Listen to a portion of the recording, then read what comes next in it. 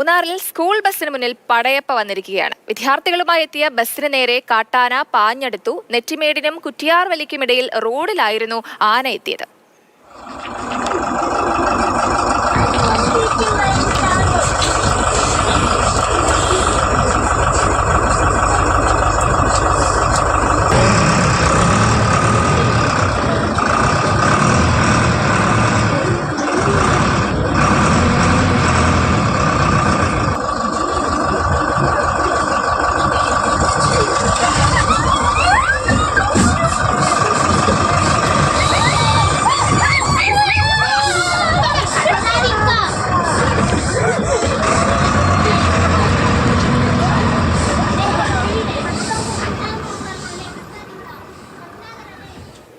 നമുക്കിപ്പം വിവരങ്ങൾ പങ്കുവയ്ക്കാനായിട്ട് ജെയിൻ എസ് രാജു ചേർന്നുണ്ട്. ജെയിൻ, ശരിക്കും വല്ലാത്തൊരു പേടി തോന്നുന്നുണ്ട്. കാരണം സ്കൂൾ ബസ്സിന് മുന്നിലേക്കാണ് ഈ കാട്ടാന പാഞ്ഞെടുക്കുന്നത്. കുട്ടികളൊക്കെ നിലവിളിക്കുന്നത് നമുക്ക് കേൾക്കാം.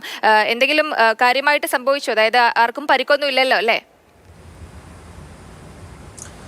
ഇല്ല, ആർക്കും പരിക്കൊന്നുമില്ല. പക്ഷെ ഇതൊരു അപകട സൂചനയാണ്. ഇത്തരത്തിൽ ഇനിയും ആവർത്തിക്കാനുള്ള സാധ്യതയുണ്ട് എന്ന മുന്നറിയിപ്പാണ്.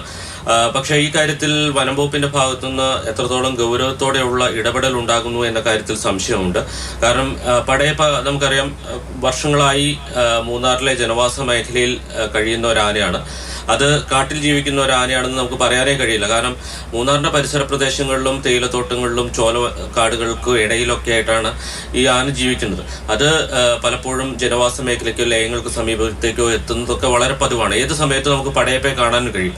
അപ്പൊ അങ്ങനെ ജനവാസ മേഖലയിൽ ഇറങ്ങി നടക്കുന്ന ഒരു കാട്ടാന അത് അല്പം പ്രശ്നക്കാരനായി മാറിയിട്ടുണ്ട് ഈ അടുത്ത കാലഘട്ടത്തായി. അപ്പോൾ സ്വാഭാവികമായിട്ടും ഒരു നിരീക്ഷണം ആവശ്യമാണ്. ഇക്കാര്യത്തിൽ വനംവകുപ്പിന്റെ ഭാഗത്തുനിന്ന് വീഴ്ച ഉണ്ടായിട്ടുണ്ട്. കാരണം മുഴുവൻ സമയവും നിരീക്ഷണം ഏർപ്പെടുത്തും എന്ന് വനംവകുപ്പ് പ്രഖ്യാപിച്ചിരുന്നു. കൂടാതെ അവിടെ ഒരു RRT സംഘം കൂടിയുണ്ട്.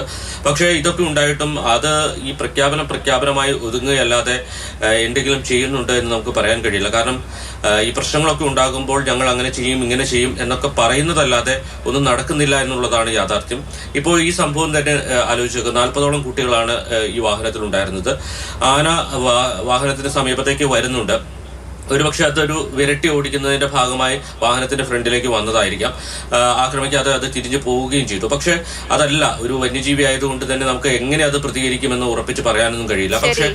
ശരി ജെയിൻ, എന്തായാലും ജെയിൻ പറഞ്ഞതുപോലെ വനംവകുപ്പിന്റെ ആ ഒരു വീഴ്ച പരിഹരിക്കേണ്ടത് തന്നെയാണ്. കാരണം സ്കൂൾ ബസ്സിന് നേരെയാണ് ഈ കാട്ടാന പാഞ്ഞെടുത്തിട്ടുള്ളത്. അപ്പോൾ ഇനി അത് ഉണ്ടാകാതിരിക്കാൻ ശ്രദ്ധിക്കേണ്ടത് ഏറ്റവും പ്രധാനപ്പെട്ട കാര്യം തന്നെയാണ്.